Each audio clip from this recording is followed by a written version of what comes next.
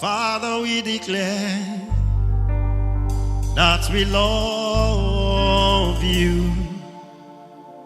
We declare everlasting love for you. Father, we declare that we love you. We declare everlasting love for you. Father, we declare, Father, we declare that we love you. We declare everlasting love for you. In Nigeria, Father, we declare that we love you. We declare our everlasting love for you. For all the things you've done for us, Lord, Father, we declare that we love you. We declare everlasting love for you. In our land, in our life, see how far you've brought us. Lord, we've come to worship you. See how far you've brought us, Lord. We've come to say, we've come to worship. In the land, in our life, see how far, see how far you've brought us. Lord, we've come to worship you. See how much you fight the battles, Lord. We have come to say thank you. See how far you've brought us. Lord, we've come. Lord, we've come to worship you. You do mind-blowing things. Amazing God, you do mind-blowing things. Amazing God, you do mind-blowing things. In our life, in our land, oh. Everywhere in the east to the west, in the north and the south, you do mind-blowing things, oh Lord. You do mind-blowing things, oh. In the morning, there and night, in our life, from our head to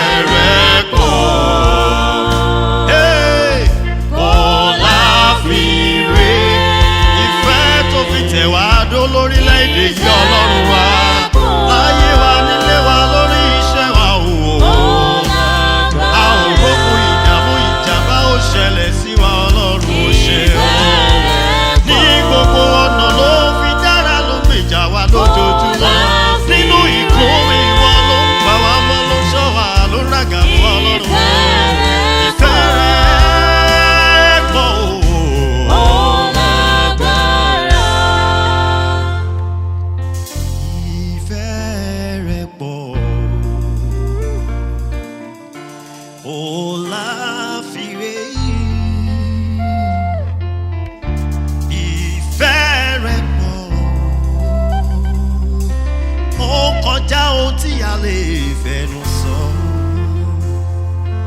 Ìfẹ́ rẹ̀ máa pọ̀ láyé wa o, ó pọ̀ sí wa, ó pọ̀ sóhun gbogbo tá jẹ́ ta ní kò láfiwé. When we start to count them, I lost counting. Ìfẹ́ rẹ̀ pọ̀ o, Ọlọ́run wa. Ó lágbára, ìfẹ́ rẹ̀ pọ̀. Ìfẹ́ rẹ̀ pọ̀.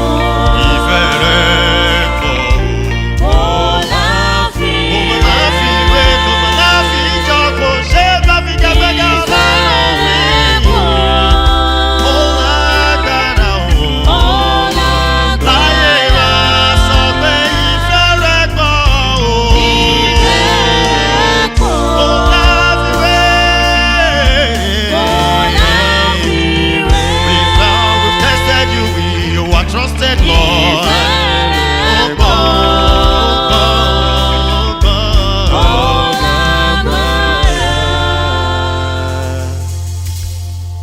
We pledge our allegiance, Lord, that it's you who will worship to the last breath of us. The things you've done for us is beyond human reasoning and imagination. If we start to count them, the firmaments working in place for us, the skies, the sea, the moon, the stars, all things working together for our manifestation, for our success, for glorification, for divine manifestation from glory to glory. It has been you. Today is a brand new day in our nation. We thank you for all the things you've done in the past, what you're still doing and what you will still do. It's you, Lord. We return all the glory, honor and adoration back to you, our Father. Till eternity, we'll continually worship you. Father, we say thank you. Heavenly Lord, we say thank you. Father, we say blessed be thy name. Hallelujah.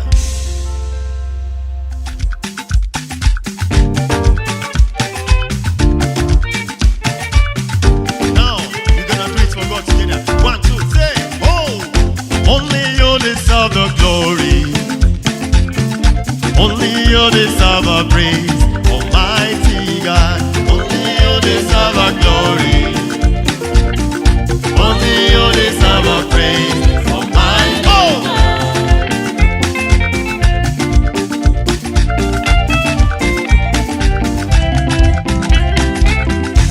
Only you deserve the glory.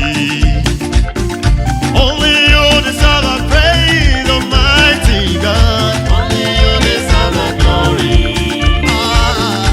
Only you deserve our praise, Almighty God. When we think of the things you've done for us, but you are still the one you will say to. Only you deserve the praise, Almighty God. Only you deserve the glory. Only you deserve it. In our nation, only you deserve the glory. In our lives, only you deserve our praise. In every state, all around, only you deserve the glory. Only you deserve the praise, Almighty God.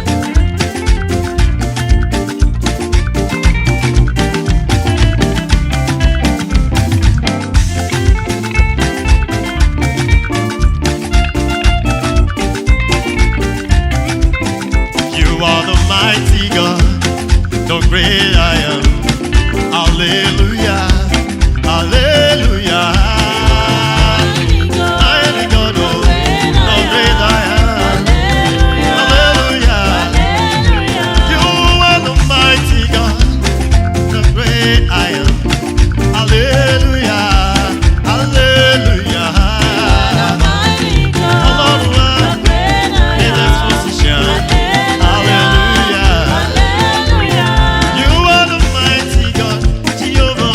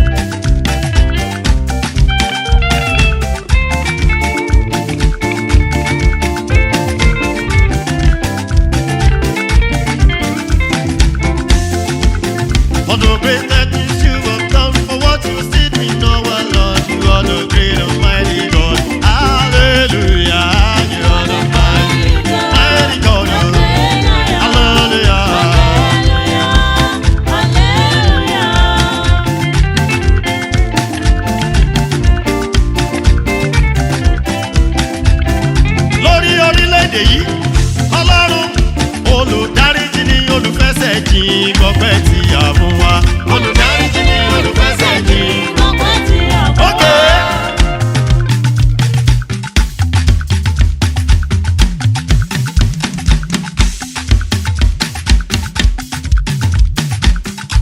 ọlọ́run ìwọ lolùdáríjì ni olùfẹsẹ̀ jìn wá gbọ́pẹ́ tí a mú wa o. Olùdáríjì ni olùfẹsẹ̀ jìn, ọpẹ́ tí a mú wá. lórí gbogbo ẹ̀ṣẹ̀ tá a ṣe pátápátá gbọ́pẹ́ tí a mú wa ó ṣe. Olùdáríjì ni olùfẹsẹ̀ jìn, ọpẹ́ tí a mú wá. ọlọ́run tó dárí ẹ̀ṣẹ̀ jì ní tí ò fi tẹ̀sẹ̀ ṣe kó tó ṣàánú. Olùdáríjì ni olùfẹsẹ̀ jìn, ọpẹ́ tí a mú wá. This praise is as brought unto us a brand new glory. Olùdáríjì ni olùfẹsẹ̀ jìn, ọpẹ́ tí a mú wá. olùdáríjì ni olùfẹsẹ̀ tí wọ́n gbọ́pẹ́ tí a mú wa o. Olùdáríjì ni olùfẹsẹ̀ jìn, ọpẹ́ tí a mú wá. olùdáríjì ni olùfẹsẹ̀ tí wọ́n gbọ́pẹ́ wa lọ́rùn wa. Olùdáríjì ni olùfẹsẹ̀ jìn, ọpẹ́ tí a mú wá. olùdáríjì ni olùfẹsẹ̀ tí wọ́n gbọ́pẹ́ tí a mú wa. Olùdáríjì ni olùfẹsẹ̀ jìn, ọpẹ́ tí a mú wá. Oh, we give you all the glory. Everybody, we worship you, our God. You are worthy to be praised. We give you all the glory. We worship you, our Lord. You are worthy to be. Everybody say we give you all. We give you all. Hey, hey. We worship you, our God. So now we say, all around, everywhere we look, your love is all around, all around us. Everywhere we look, your love is all around, everywhere, all around, hey, all around us. Everywhere we look, your love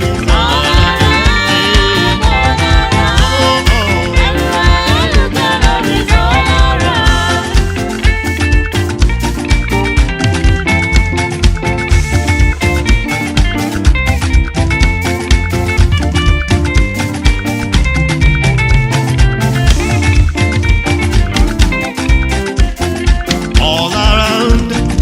All around, everywhere we look, your love is all around. In my life, in my stations, all around me. Everything I do, your love is all around me. All around. Everywhere I look, everywhere I look.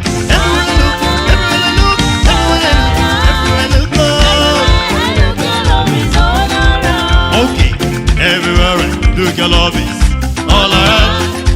Everywhere I look, your love is all around. Everywhere I look, your love is all around. Everywhere I look, your love is everybody all around us, all around me. Everywhere I look, your love is all around me, all around me. Hey.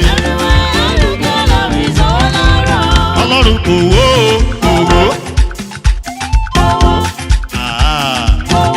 owó tẹ̀sẹ̀ bí owó tiwa bí owó tẹ̀sẹ̀ wá lórílẹ̀‐èdè yìí ó ń pọ́n wa lé ó ń pèsè fún wa ó ń ṣọ́ wa ó ń pa wá mọ́ nínú ewu ó ń dá wa sí ó ń kọ́nẹ̀tì wa á ní kò wó ó ṣàǹtájú wa lójoojúmọ́ ọlọ́run.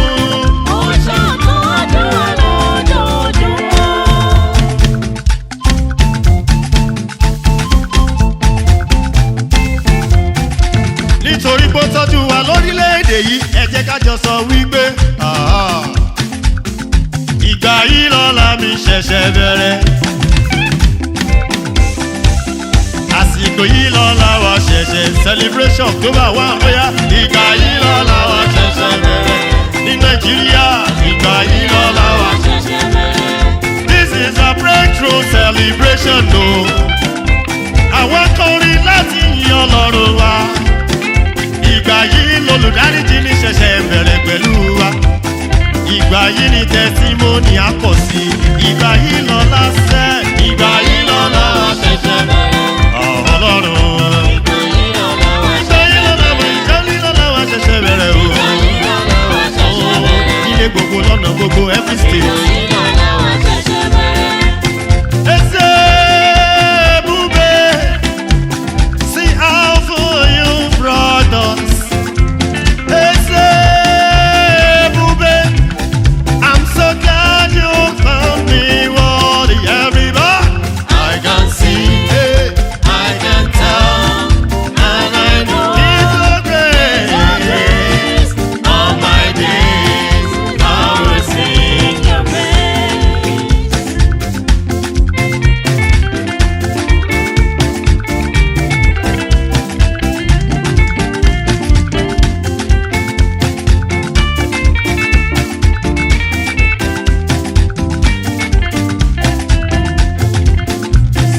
Come and see what the Lord has done for me. He has taken away my sorrow, I am free. I got my hallelujah, guru. I got my hallelujah, hallelujah.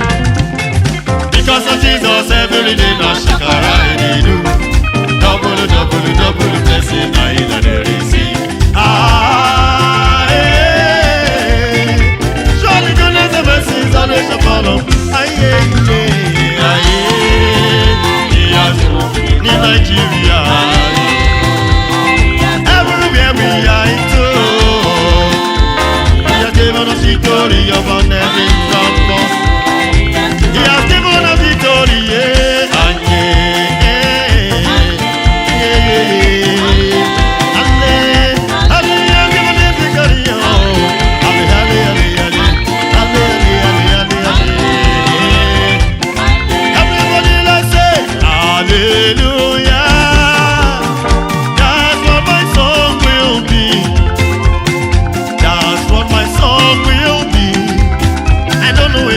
that's what my song will be. Hallelujah. Oh yeah. Hallelujah. That's what my song will be. That's what my song will be. That's what my song will be. I want you to sing it with passion. Hallelujah. That is what my song will be. Did I hold that below you need? My song will be hallelujah, hallelujah. That's what my song will be. That's what my song will be. That's what my song will be. You are the most high. You are the most high God. Nínú ògo, nínú ọ̀fẹ́ láyé. You are the most high God. Nígbà ìṣòro, nígbà òfin, níbi gbogbo, lọ́jọ́ gbogbo. You are the most high God. Jehovah. Ọlọ́run wa.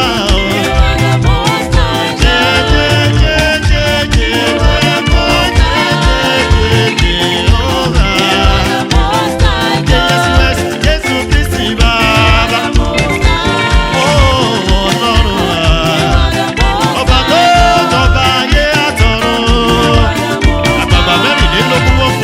Lójoojúmọ́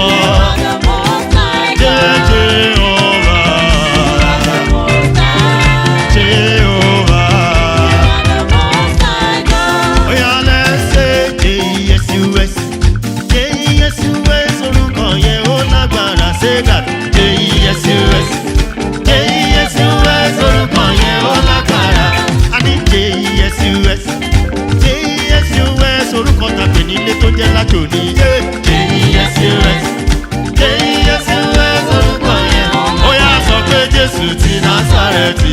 Jésù ti Násárẹ́tì. Ó ti ràn wá lọ́wọ́ ní Nàìjíríà. Láyé wa níbi gbogbo. Tàbá wọlé tàbá jáde. Ó ti ràn mí lọ́wọ́. Jẹjẹjẹjẹjẹjẹjẹjẹ o. J-E-S-U-S.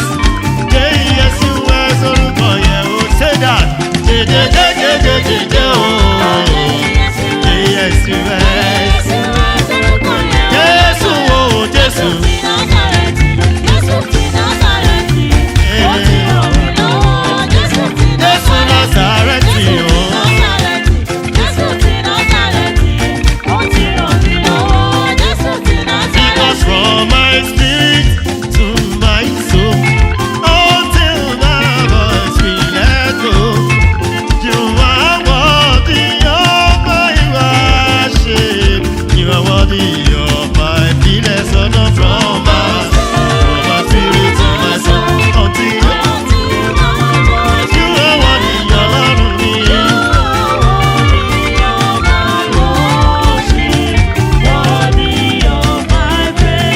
From my spirit to my soul, until my voice rejoices in the heavens, you are worthy of my worship. Erékéré kò lè gbà yín lẹ́nu mi sẹ́.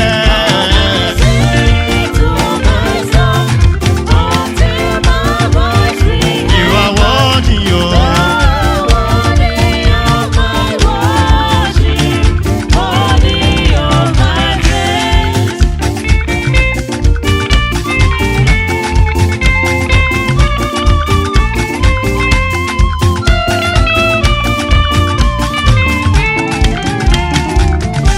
Our daddies and mommy, listen. Oya lẹ́sẹ̀, akọrin ìyàjọ mara bàbá máa jó ayọ̀ fọlọ́run. Máa yíká ọ̀tún yíká òsì forí. Everybody say that. Akọrin ayọ̀ mara bàbá máa jó ayọ̀ fọlọ́run. Máa yíká ọ̀tún yíká òsì forí balẹ̀ fún. Okay. Àní makọrin ayọ̀ mara bàbá máa jó ayọ̀ fọlọ́run. Máa yíká ọ̀tún yíká òsì forí balẹ̀ fún. Ó ti yá makọrin ayọ̀. Máa jó máa yọ̀ fọlọ́run, máa yíká ọ̀tún yíká òsì forí. Nítorí pé àtẹ̀rẹ̀rẹ̀ kárí ayé ẹlẹ́rù níyò, kábíyèsí Elédùmarè ọba. Baba God, I say I dey hail o. Come on.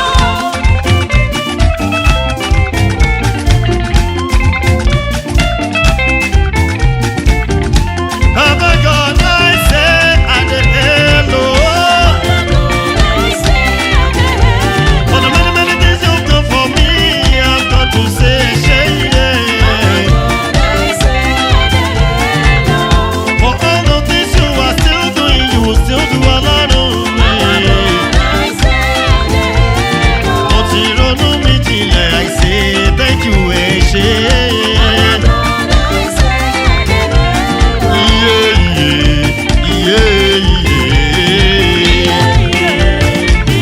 Èso àfààyò, àfààyò, àfààyò, àfààyò.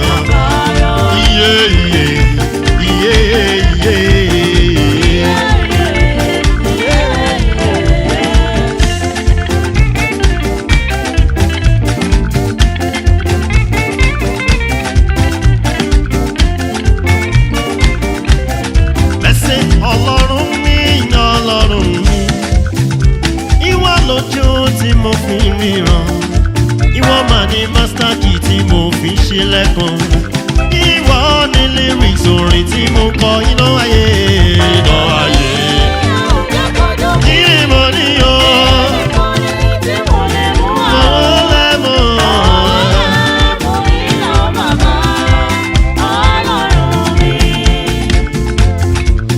Ọlọ́run mi, Ọlọ́run mi.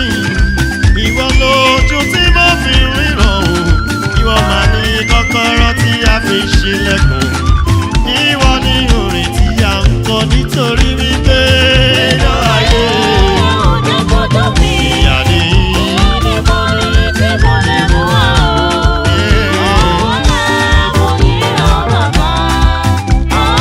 Okay, come and see what the Lord has done for me. He has given me. Agama, hallelujah, guru. Agama, hallelujah.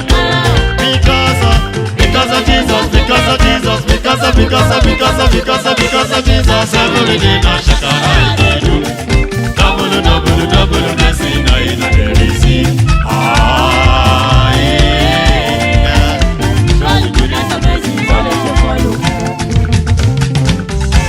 Kábíyèsí o.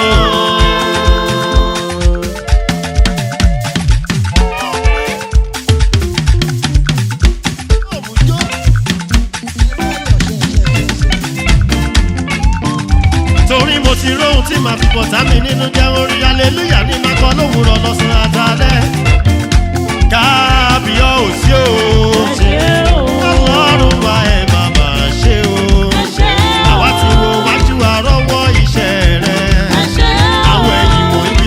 wa bẹ̀rẹ̀ àdúpẹ́.